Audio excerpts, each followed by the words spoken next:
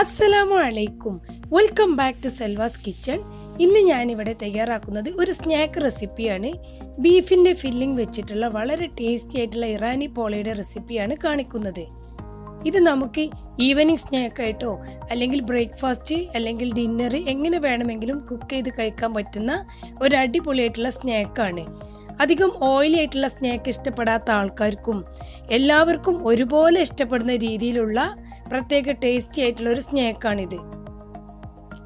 Video start ചെയ്യുന്നതിന് മുൻപായിട്ട് തന്നെ എൻ്റെ ചാനൽ ആദ്യമായിട്ടാണ് കാണുന്നതെങ്കിൽ സബ്സ്ക്രൈബ് ചെയ്യണേ. അതുപോലെ തന്നെ തൊട്ടടുത്തുള്ള ബെല്ലൈക്കൺ എനേബിൾ ചെയ്താൽ പുതിയ വീഡിയോസ് അപ്ലോഡ് ചെയ്യുന്നതിൻ്റെ നോട്ടിഫിക്കേഷൻസ് നിങ്ങൾക്ക് കാണാൻ കഴിയും. അപ്പോൾ നമ്മുടെ ടേസ്റ്റി ആയിട്ടുള്ള ബീഫിൻ്റെ ഫില്ലിംഗ് വെച്ച് ഇറാനി പോള എങ്ങനെയാണ് തയ്യാറാക്കുന്നതെന്ന് നോക്കാം.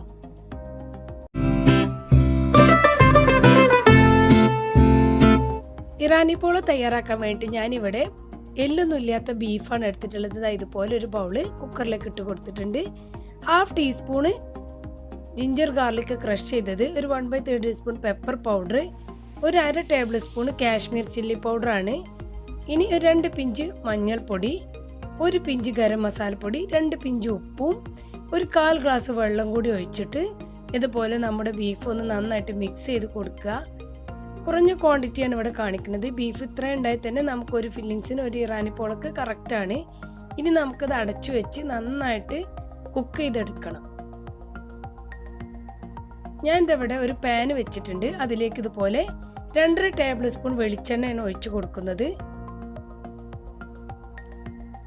ഇനി ഇതിലേക്ക് നമ്മൾ കുക്ക് ചെയ്ത് വെച്ചിട്ടുള്ള ബീഫ് ചെറിയ പീസാക്കി കട്ട് ചെയ്തെടുത്തിട്ടുണ്ട്. ഇനി ഇത് ജസ്റ്റ് ഒന്ന് വെളിച്ചെണ്ണയിലിട്ട് ഫ്രൈ ചെയ്തെടുക്കുകയാണ് ചെയ്യുന്നത്. ബീഫ് ക്രഷ് ചെയ്തിട്ടില്ലേറെ കൂടുതൽ ടേസ്റ്റ് ഇതുപോലെ ചെറിയ പീസസ് ആക്കി കട്ട് ചെയ്തിട്ട് ഇടുന്നതാണ് നല്ലത്. അപ്പോൾ നമ്മളിങ്ങനെ ആ പോള കടിക്കുന്ന ടൈമിലൊക്കെ ചെറുതായിട്ട് ഇങ്ങനെ ബീഫ് കടിക്കുകയും ചെയ്യും. അപ്പോൾ നല്ലൊരു ടേസ്റ്റാണ്. വെളിച്ചെണ്ണയിൽ ജസ്റ്റ് ഒന്ന് ഫ്രൈ ചെയ്തെടുത്താൽ മതി. ഓൾറെഡി ഇത് കുക്ക് ചെയ്തിട്ടുള്ള ബീഫാണ്. ഇതിപ്പോൾ റെഡി ആയിട്ടുണ്ട്. ഞാൻ ഇതുപോലെ മാറ്റി വെക്കുകയാണ് ഈ പാനിൽ നിന്ന്. വെളിച്ചെണ്ണ കുറച്ചധികം ക്വാണ്ടിറ്റി ആയാലും കുഴപ്പമില്ല. ഈ സെയിം പാനിലും ഈ എണ്ണയിലാണ് ഇനി നമ്മൾ ബാക്കിയുള്ള ഇൻഗ്രീഡിയൻസ് ഒക്കെ വഴറ്റിയെടുക്കുന്നത്. ഇനി ഇതിലേക്ക് 2 മീഡിയം സൈസുള്ള സവാള ഇതുപോലെ ചോപ്പ് ചെയ്തത്, കുറച്ച് കറിവേപ്പില ചോപ്പ് ചെയ്തത്, 2 പച്ചമുളക് അരിഞ്ഞത്, ഒരു 1/2 ടേബിൾ സ്പൂൺ വെളുത്തുള്ളിയും ഇഞ്ചിയും ക്രഷ് ചെയ്തതും കൂടി ഇട്ട് കൊടുക്കുക. എന്നിട്ട് നമുക്കിത് നന്നായിട്ടൊന്ന് വഴറ്റിയെടുക്കണം. വെളിച്ചെണ്ണയിലാണ് ഫില്ലിങ്സ് തയ്യാറാക്കുന്നത് കൂടുതൽ ടേസ്റ്റ്. ബീഫൊക്കെ ആയതുകൊണ്ട് ഒരു പ്രത്യേക ടേസ്റ്റാണ് വെളിച്ചെണ്ണയിൽ നമ്മളിത് വഴറ്റിയെടുക്കുമ്പോൾ. ഇനി ഇതിൽ വെളിച്ചെണ്ണ കുറവായതുകൊണ്ട് 1 ടേബിൾ സ്പൂണും കൂടെ വെളിച്ചെണ്ണ ഒഴിച്ച് കൊടുക്കുന്നുണ്ട്. എന്നിട്ട് വീണ്ടും നന്നായിട്ടൊന്ന് വഴറ്റിയെടുക്കുക. ഇത് പൊതുവെ നമുക്ക് ഈസി ആയിട്ട് പ്രിപ്പയർ ചെയ്യാൻ പറ്റുന്ന ഒരു നല്ലൊരു ഹെൽത്തി ആയിട്ടുള്ള സ്നാക്ക് എന്ന് വേണമെങ്കിൽ തന്നെ പറയാം, അധികം ഓയിലൊന്നും ഇല്ലാതെ. ഇനി ഇതിലേക്ക് ഒരു 1/3 ടീസ്പൂൺ ഉപ്പും കൂടെ ചേർത്ത് കൊടുക്കുക. എന്നിട്ട് വീണ്ടും വഴറ്റുക. നമ്മുടെ ഈ സവാളയും എല്ലാ ഇൻഗ്രീഡിയൻസും കൂടി ഒന്ന് വഴറ്റി റെഡി ആയതിന് ശേഷമാണ് നമ്മൾ ബാക്കിയുള്ള ഇതിലേക്കുള്ള പൊടികളൊക്കെ ആഡ് ചെയ്ത് കൊടുക്കുന്നത്.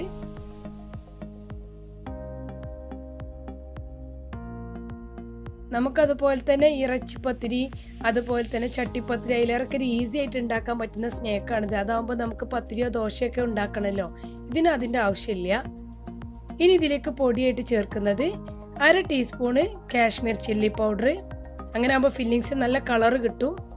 ഒരു 1/2 ടീസ്പൂൺ പെപ്പർ പൗഡർ, ഒരു 1/4 ടീസ്പൂണ് മഞ്ഞൾപ്പൊടി, അതുപോലെ തന്നെ 1/4 ടീസ്പൂൺ ഗരം മസാലയും കൂടി ചേർത്തിട്ട് ഈ പൊടികളുടെയൊക്കെ ഒരു പച്ച സ്മെല്ല് പോകുന്നത് വരെ നന്നായിട്ടൊന്ന് വഴറ്റിയെടുക്കുക. അതായത് ഇപ്പോൾ നന്നായിട്ട് വഴറ്റിയതിന് ശേഷം നമ്മൾ ഫ്രൈ ചെയ്ത് വെച്ചിട്ടുള്ള ബീഫ് ഇതിലേക്ക് ഇട്ട് കൊടുക്കുക.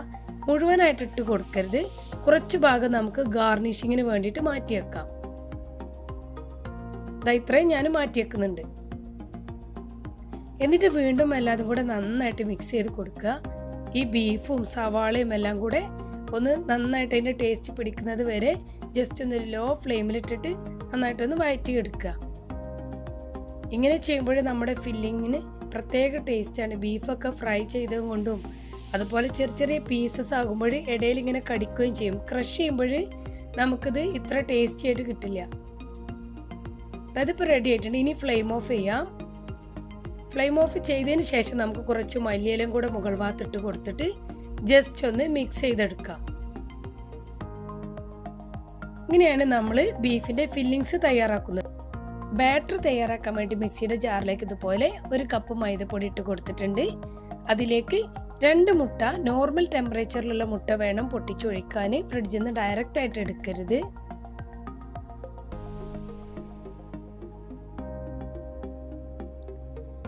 അടുത്ത ഇതിലേക്ക് വേണ്ടത് 1 കപ്പ് പാലും ഫ്രിഡ്ജിൽ നിന്ന് ഡയറക്റ്റ് ആയിട്ട് എടുക്കരുത്, നോർമൽ ടെമ്പറേച്ചർ.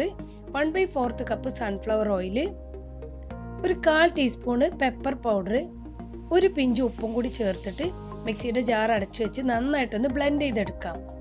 ഞാൻ ഇതിപ്പോൾ നന്നായിട്ടൊന്ന് ബ്ലെൻഡ് ചെയ്തെടുത്തിട്ടുണ്ട്.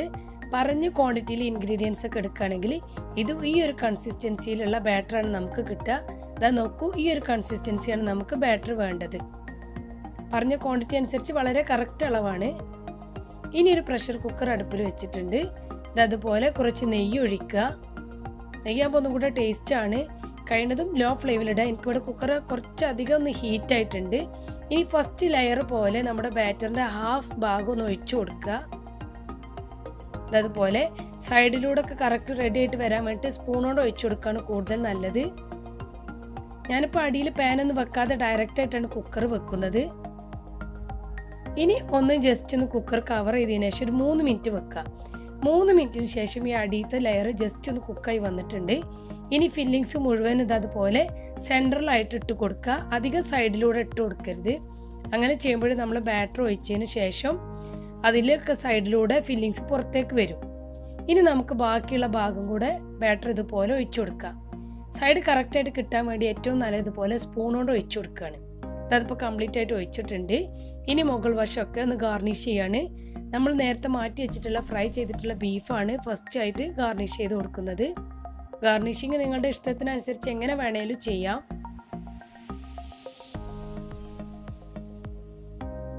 ഇനി ഞാനിവിടെ ഇതുപോലെ സ്ലൈസ് ചെയ്തിട്ടുള്ള തക്കാളിയാണ് എടുത്തിട്ടുള്ളത്. ക്യാപ്സിക്കം വേണമെങ്കിൽ അങ്ങനെ വെച്ച് കൊടുക്കാം. ഇതുപോലെ ഒന്ന് ഗാർണിഷ് ചെയ്ത് വെച്ച് കൊടുത്തിട്ടുണ്ട്. ഇനി കോറിയൻഡർ ലീഫ്, അതായത് മല്ലിയില ചെറിയ തണ്ടോട് കൂടിയിട്ട് തന്നെയാണ് വെച്ച് കൊടുത്തിട്ടുള്ളത്. ഇനി ജസ്റ്റ് നമുക്ക് കുക്കർ ഒന്ന് അടച്ചു വെച്ചിട്ട് വെയിറ്റ് ഒക്കെ അഴിച്ച് മാറ്റിയിട്ടുണ്ട്. ആ വശം നമുക്ക് ഇതുപോലെ ഒന്ന് ഫോയിലോ പേപ്പറോ കൊണ്ട് കവർ ചെയ്യണം. ഇനി ഞാൻ ഡയറക്റ്റ് ആയിട്ടല്ല കുക്കർ വെക്കുന്നത്, 25 മിനിറ്റ് നേരം വേണം ലോ ഫ്ലെയിമിൽ വെക്കാൻ. അതുകൊണ്ടൊരു പാന് വെച്ചിട്ട് ലോ ഫ്ലെയിമിലിട്ടിട്ട് 25 മിനിറ്റ് നേരം കുക്ക് ചെയ്യാം. ഇതപ്പോൾ ഇവിടെ 25 മിനിറ്റിന് ശേഷം കുക്കർ ഒന്ന് ഓപ്പൺ ചെയ്ത് നോക്കുന്നുണ്ട്. ഫസ്റ്റ് നമുക്കിതൊന്ന് കുക്കായിട്ടുണ്ടോ എന്നൊരു സ്ക്രൂ ഉപയോഗിച്ച് ചെക്ക് ചെയ്ത് നോക്കാം. ഇതപ്പോൾ ചെക്ക് ചെയ്ത് നോക്കുമ്പോൾ ഇതും ഒട്ടും ഒട്ടിപ്പിടിക്കണില്ല. അതിനർത്ഥം ഇത് കുക്കായിട്ടുണ്ടെന്നാണ്. ഇത് ഓൾറെഡി കുക്കായിട്ടുണ്ടെങ്കിൽ നമുക്ക് മുകൾ വശം ജസ്റ്റ് ഒന്ന് ഇതുപോലെ ഒന്ന് റെഡി ചെയ്യാൻ വേണ്ടിയിട്ട് പാനിൽ കമിഴ്ത്തിയിട്ടുണ്ട്. ഞാൻ ഫസ്റ്റിൽ ഇതുപോലെ ഒന്ന് പറഞ്ഞല്ലോ കുക്കർ ഹീറ്റ് ആയിട്ട്, അതുകൊണ്ട് അങ്ങനെ ആയത്. നമ്മുടെ ഇറാനി പോള ഞാനിവിടെ സെർവ് ചെയ്തെടുത്തിട്ടുണ്ട്. ഇതിൻ്റെ ഒരു ടെക്സ്ചർ നിങ്ങൾക്ക് കാണിച്ചു തരാം. വളരെ സോഫ്റ്റാണ്. കട്ട് ചെയ്യുമ്പോഴൊക്കെ നമുക്ക് മനസ്സിലാവും. നമ്മൾ ബാറ്ററൊക്കെ വെച്ചിട്ട് ഫില്ല് ചെയ്തും കൊണ്ട് ഇത് കട്ട് ചെയ്തൊക്കെ എടുക്കാൻ വളരെ ഈസിയാണ്. നല്ല സോഫ്റ്റ് ആയിട്ടുള്ളൊരു സ്നാക്കാണ്. അതുപോലെ തന്നെ കഴിക്കാനും നല്ല ഒരു ടേസ്റ്റാണ്. ബീഫിൻ്റെ ഫില്ലിംഗ് ഒക്കെ ആയതുകൊണ്ട് ഒരു പ്രത്യേക ടേസ്റ്റ് ഉണ്ട് കഴിക്കാൻ. ഇതാ നോക്കൂ, സെൻറ്ററിൽ ഫില്ലിങ്ങും മുകൾ വശം ഇതും താഴെ ഭാഗമൊക്കെ ബാറ്റർ വെച്ചിട്ട് നമ്മൾ ഫില്ല് ചെയ്തുകൊണ്ട് കാണാൻ നല്ല ഭംഗിയുണ്ട് ഇങ്ങനെ. അപ്പോൾ എല്ലാവരും ഈ ഒരു മെത്തേഡിൽ ഇറാനി പോള ട്രൈ ചെയ്തിട്ടില്ലെങ്കിൽ ഒന്ന് ട്രൈ ചെയ്ത് നോക്കണേ.